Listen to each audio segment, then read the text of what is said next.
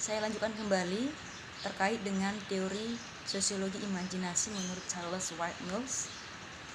Sebelumnya kita memahami tadi bahwasannya konteks sosial dan konteks politik itu melatar belakangi kelahiran teori imajinasi sosiologis menurut Mills. Secara konteks sosial dan konteks politik pada masyarakat Amerika Serikat ketika pasca Perang Dunia Kedua, di situ Mills melihat bahwasannya peran masyarakat mempengaruhi individu. Pasca Perang Dunia Kedua di Amerika Serikat yang membuat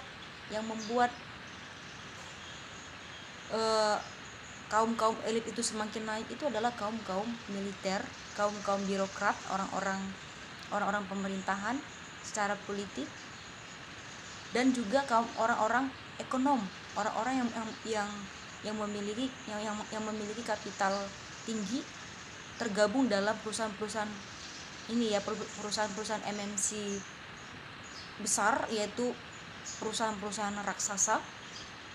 Dan juga setelah Perang Dunia Kedua, kehidupan politik apalagi dalam hal pemilu, dalam hal kelembagaan politik di Amerika Serikat itu mulai tinggi, mulai mengalami peningkatan. Demokrasi di sana mulai tinggi, demokrasi di sana mulai dipuja-puja dan semakin meningkat membuat perbedaan antara kekuasaan yudikatif, legislatif maupun eksekutif, yang menandakan bahwasannya demokrasi yang ada di Amerika Serikat pasca Perang Dunia Kedua itu semakin mengalami perkembangan kemajuan dalam hal politik, kemajuan dalam hal ekonomi maupun kemajuan dalam hal militer. Jadi ketiga kelompok ini menguasai Amerika Serikat dan membuat sistem yang memaksa individu, sistem yang mengeksploitasi individu, termasuk kelompok-kelompok kelas pekerja.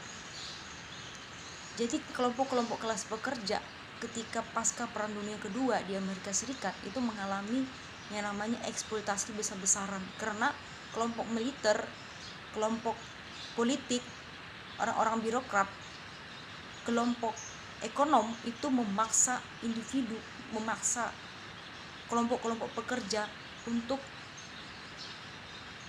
mengikuti kehendak dan kemauan ketiga kelompok besar itu. Artinya kondisi-kondisi itu yang membuat Mills melihat bahwasannya realitas objektif, realitas sosial itu telah mengkungkung individu menjadi tereksploitasi, baik dalam hal tenaga kerja mereka yang dieksploitasi habis. Nah, kondisi-kondisi itu yang membuat sehingga Charles White Mills yang hidup pada masa itu menyatakan bahwasannya realitas sosial memaksa individu menjadi kelompok-kelompok yang tidak memiliki identitas, yang tidak memiliki eksistensi sebagai manusia, yang tidak bisa menentukan sikap sebagai manusia karena tereksploitasi tenaga kerjanya, tereksploitasi pola pikirnya. Nah, kondisi itu yang membuat Mills mengatakan bahwasannya masyarakat Amerika Serikat pasca Perang Dunia Kedua tidak memiliki imajinasi sosiologis, tidak memiliki kemampuan untuk menghargai individu, karena yang terjadi adalah perebutan kekuasaan elit politik, elit ekonomi, kapitalis, dan elit militer pada masa itu. Karena pada Perang Dunia Kedua yang sangat dominan adalah kelompok-kelompok militer. Pasca Perang Dunia Kedua di Amerika Serikat kondisinya yaitu Amerika Serikat menjadi kelompok yang dipegang oleh militer. Nah, kondisi-kondisi realitas sosial tadi, konteks sosial dan konteks politik itu melatar belakangi kelahiran teori sosiologi imajinasi menurut Mills.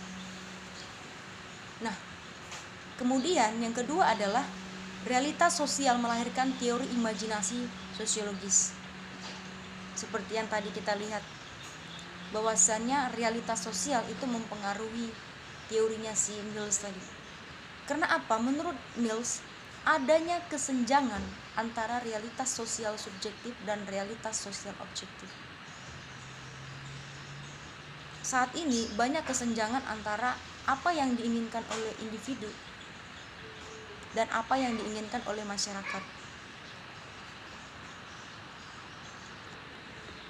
Ya, di mana ada kesenjangan antara realitas sosial subjektif dengan realitas sosial objektif.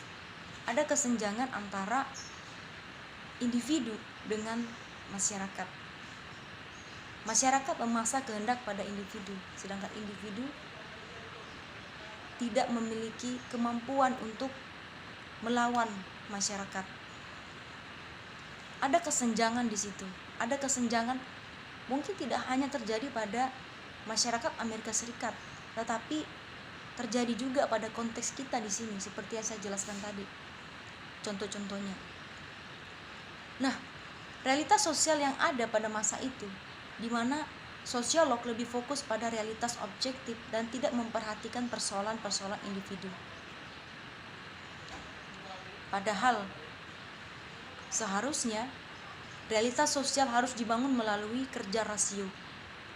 Realitas sosial yang ada, tindakan sosial yang ada harusnya berdasarkan kerja rasio dari individu itu sendiri, kerja rasio dari imajinasi individu itu sendiri. Apa yang menjadi keinginan, apa yang menjadi pola pikir individu, itu yang harus ditampilkan di masyarakat.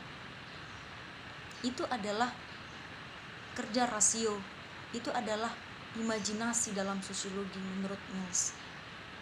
Karena pada masa itu, pada masa pasca Perang Dunia Kedua, banyak sosiolog-sosiolog yang mapan terhadap teori-teori positivistik tadi, teori-teori struktural fungsional, teori-teori yang menganggap bahwasannya individu harus bisa beradaptasi dengan masyarakat. Individu harus bisa beradaptasi dengan kapitalis, harus bisa menyesuaikan diri.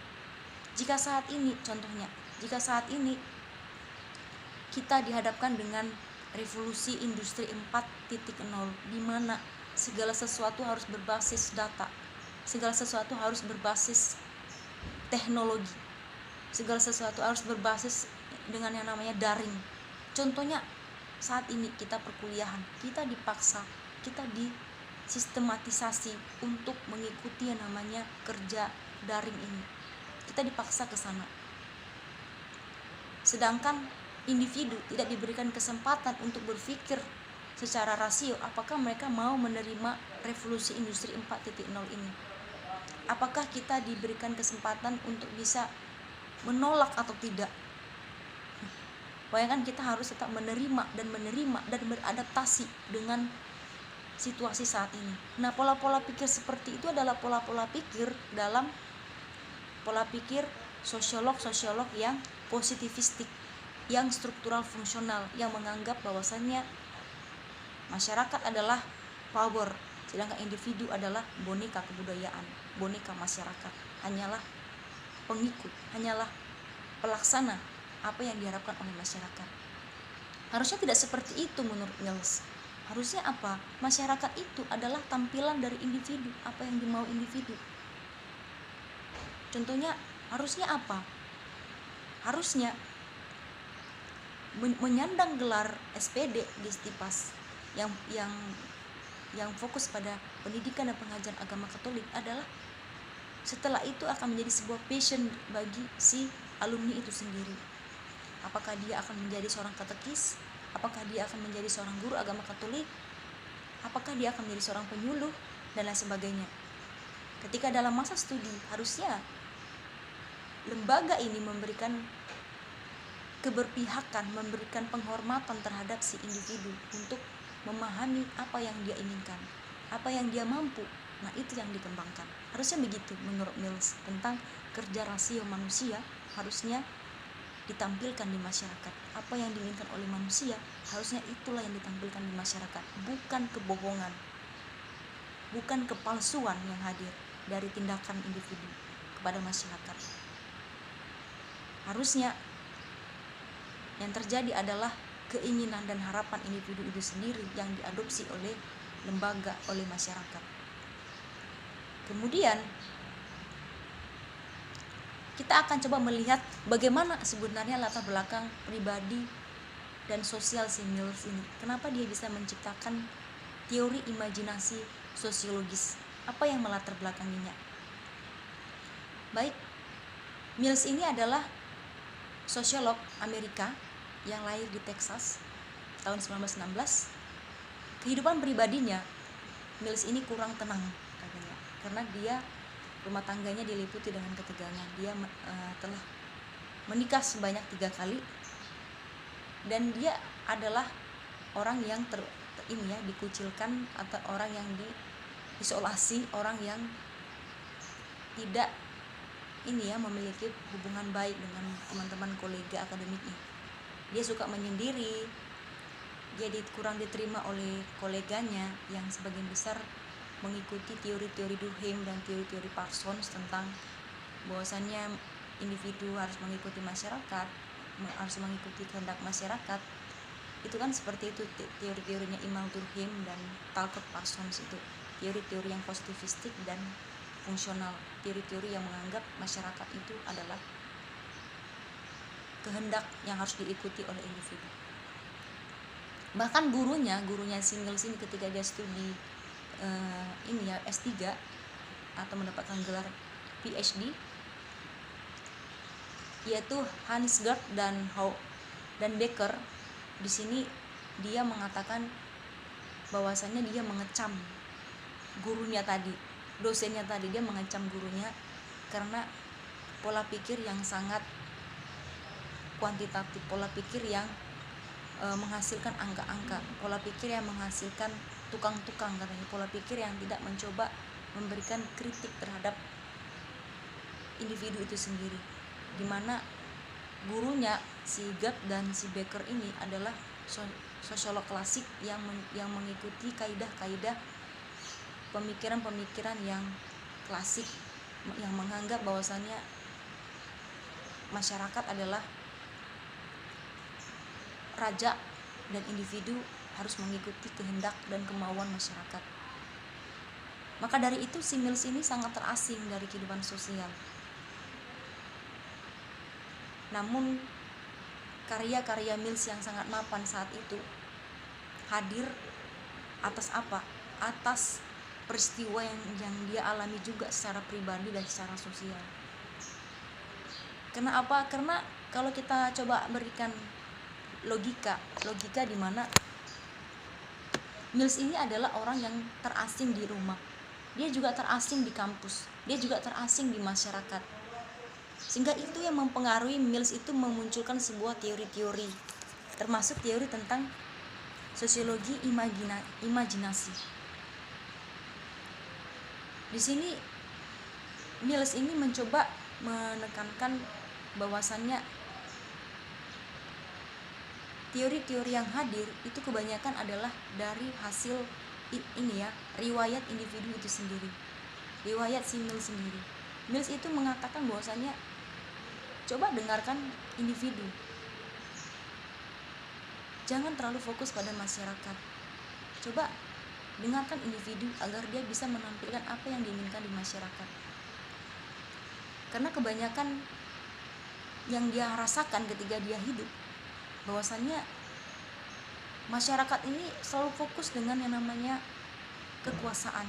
Masyarakat selalu fokus dengan yang namanya kapitalis. Masyarakat tidak mencoba memahami apa yang diinginkan oleh individu itu sendiri.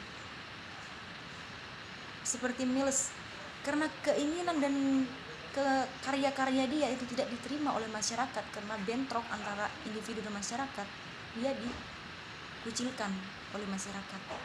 Dia dikucilkan sebagai individu oleh masyarakat. Nah, disinilah yang menurut Mills bahwasannya teori sosiologi imajinasi adalah teori di mana harusnya manusia itu memiliki hakikat terhadap pemikirannya, harus memiliki eksistensi, harus memiliki otoritas terhadap dirinya, sehingga bisa bertindak secara sosial sesuai dengan apa yang dia inginkan, sesuai dengan apa yang dia harapkan. Mills sangat menolak pemikiran gurunya, yaitu si Becker dan Sugar tadi, yaitu menurut dia bahwasanya gurunya yaitu si Becker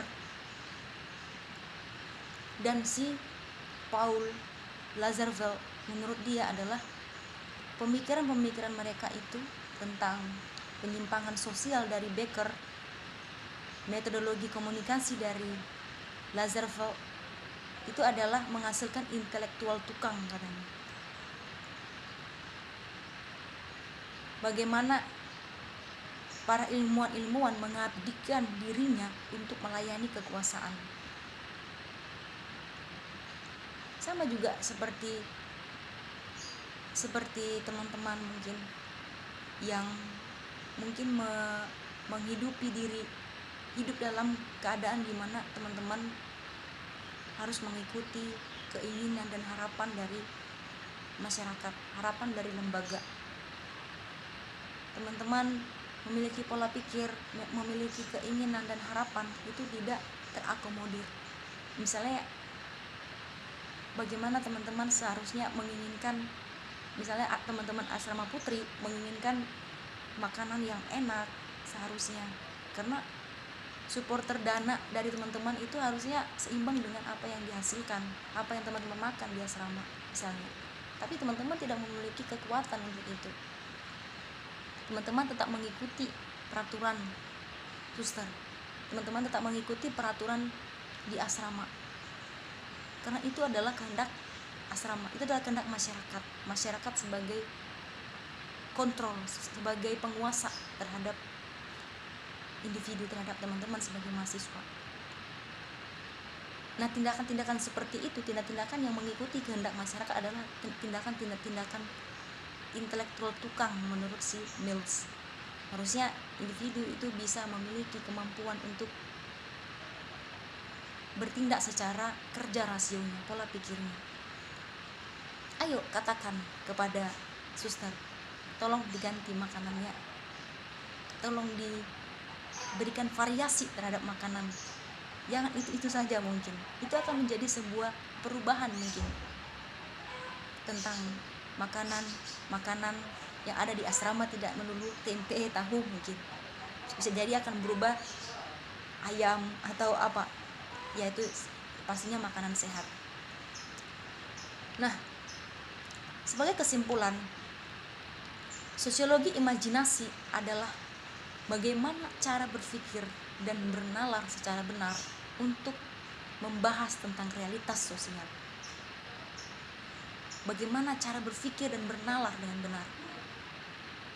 Karena apa? Ketika kita bertindak, misalnya ketika kita berinteraksi dengan orang lain, ketika kita melakukan sebuah tindakan di realitas sosial, di masyarakat, itu harusnya hadir dari apa? Dari pola pikir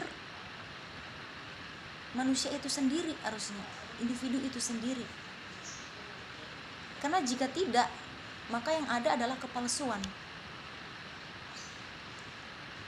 Misalkan teman-teman nanti setelah ini akan lulus menjadi SPD, teman-teman pasti akan mendapatkan tuntutan dan harapan dari kelompok-kelompok masyarakat, termasuk keluarga, termasuk kelompok-kelompok teman, kelompok-kelompok kolega kerja, itu menuntut teman-teman untuk mendapatkan pasangan hidup misalnya yang setimpal, yang memiliki derajat pendidikan yang sama, yang memiliki kekayaan setidaknya sama atau lebih daripada teman-teman.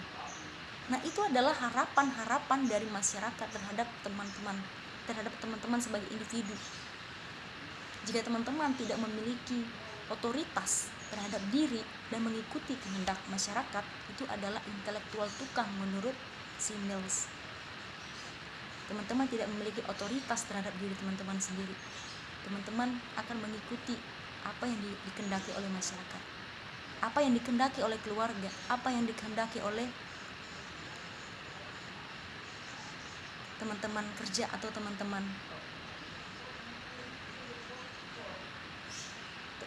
pergaulan teman-teman sendiri.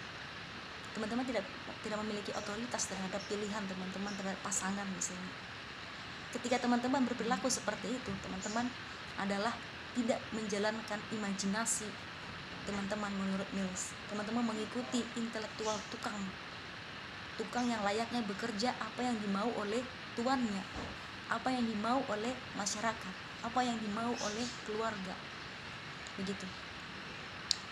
Jadi menurut Mills, sosiologi imajinasi itu harus lahir dari subjektif ke objektif. Sebab realitas sosial adalah hasil kerja rasio. Harusnya tindakan sosial, realitas objektif, realitas di masyarakat itu hadir atas pola pikir teman-teman. Teman-teman berperilaku itu hasil dari pola pikir teman-teman. Sosiolog harus berimajinasi, atau teman-teman yang mempelajari tentang sosiologi harus bisa berimajinasi, harus bisa bertindak dari pola pikir. Teman-teman harus mengetahui apa yang sedang terjadi di masyarakat dan apa harapan yang akan terjadi. Itu berdasarkan data, informasi, dan fakta. Artinya teman-teman dalam bertindak harusnya melihat fenomena di masyarakat berdasarkan data, informasi, dan fakta. Misalnya contohnya, kenapa teman-teman misalnya harus mengatakan kepada suster, misalnya, suster, kami menginginkan agar makanan di asrama itu bervariasi. Kenapa? Menurut data, menurut informasi, menurut fakta, bahwasannya kami memberikan uang untuk konsumsi, untuk makan sehari-hari itu tampaknya setimpal dengan apa yang harusnya kami makan. Tapi mengapa kondisi ini tidak begitu? Artinya apa? Teman-teman mencoba untuk berperilaku, bertindak secara pola pikir yang dituangkan dalam kehidupan masyarakat, yang dituangkan dalam realitas yang terjadi di asrama, itu harusnya berdasarkan pola pikir yang lahir dari data dan informasi yang ada. Teman-teman mengkritik karena apa? Karena teman-teman tahu bahwasannya teman-teman punya sumbangan biaya makan, biaya hidup sehari-hari itu setimpal harusnya, karena cukup uang yang dikasih ke asrama untuk makanan yang setidaknya bervariasi dan mungkin bisa menggetarkan bibir atau lidah dengan variasi yang berbeda di makanan itu. Ada data dan informasi, bukan hayalan semata. Teman-teman juga bertindak berdasarkan kerja rasio, bukan juga hanya sebagai hayalan semata, tapi berdasarkan fenomena atau realitas yang terjadi di masyarakat, realitas yang terjadi di asrama. Teman-teman mengkritik karena ada realitasnya, ada kejadiannya, ada faktanya. Teman-teman mengkritik masalah makanan karena apa? Faktanya memang terjadi begitu. Teman-teman kasih sumbangan, teman-teman kasih yang namanya biaya, tapi faktanya teman-teman tidak mendapatkan setimpal. Harusnya teman-teman juga berperilaku, berpikir, bertindak itu berdasarkan realitas, berdasarkan data, informasi. Baru kita mengkritik, baru kita mencoba berperilaku sesuai dengan apa yang kita pikirkan. Pikiran itu muncul, kerja rasio itu muncul atas data, informasi yang ada, fakta yang ada. Misalnya seperti masalah berkuliah di Stipas. Kenapa berkuliah di Stipas? Menurut data dan informasi, menurut fakta yang saya dapatkan di masyarakat, bahwasannya Stipas ini adalah sekolah yang fokus terhadap kemajuan dan kemandirian sebagai orang yang beriman, sebagai orang yang punya profesionalitas sebagai pendidik di bidang agama Katolik. Sehingga itu yang mempengaruhi teman-teman untuk bertindak memilih Stipas, bukan karena ajakan orang lain, tapi teman-teman tidak tahu faktanya apa. Teman-teman tidak tahu cuman karena ajakan orang lain, cuman karena kemauan keluarga, cuman karena kemauan paroki. Teman-teman tidak menelisik, tidak mencari tahu bagaimana kinerja Stipas, bagaimana kinerja alumni-alumni Stipas. Ketika teman-teman mencari tahu itu dan mengetahui bahwasannya wah memang benar ini Stipas bagus, kemudian teman-teman rekrut itu informasi dan data, terus teman-teman pikirkan bahwasanya wow, kalau ketika saya kuliah di Stipas saya mungkin akan baik. Karena apa? Karena selama ini alumni Stipas banyak yang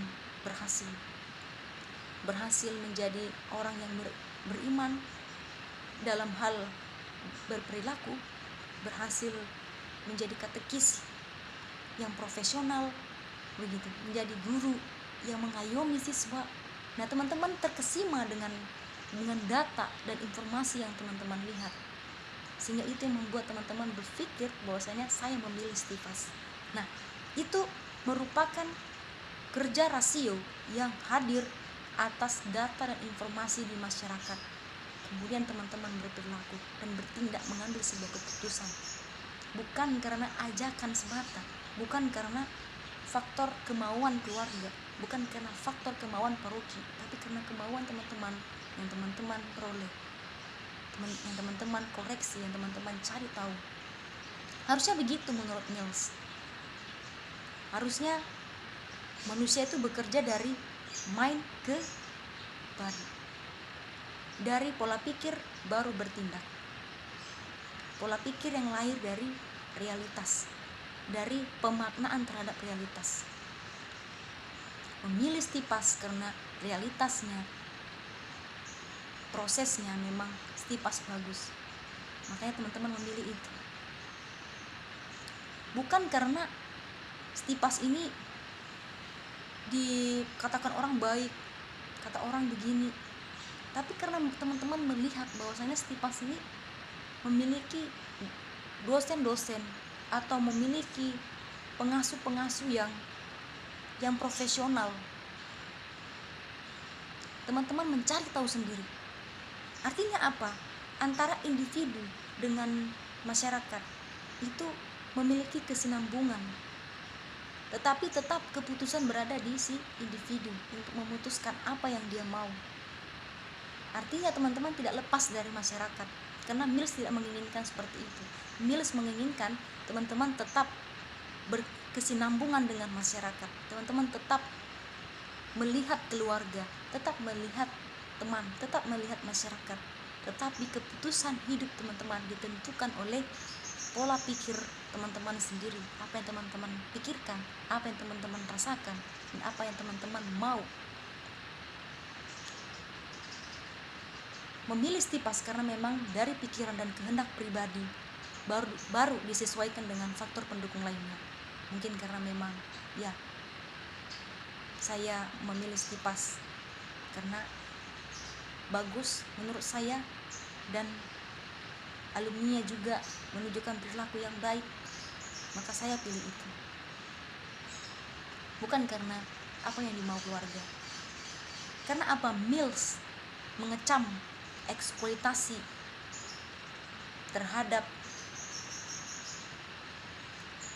orang-orang yang bertindak seperti robot, orang-orang yang bertindak hanya mengikuti kehendak orang lain, hanya mengikuti kehendak masyarakat, hanya mengikuti kehendak keluarga, kehendak paroki, tanpa memahami apa yang teman-teman inginkan, apa yang teman-teman rasakan, apa yang teman-teman ingin ungkapkan.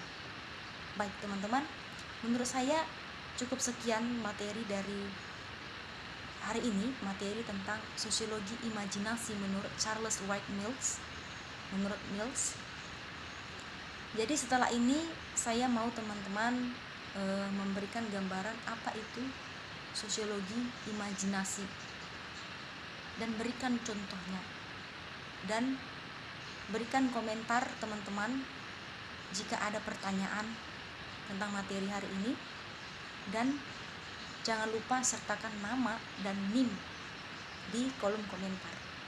Baik, terima kasih, cukup sekian. Mohon maaf jika ada perkataan yang salah, mungkin berlebihan atau mungkin terlalu mengkritik, tetapi siogianya kuliah ini adalah untuk membuka cara nalar yang benar.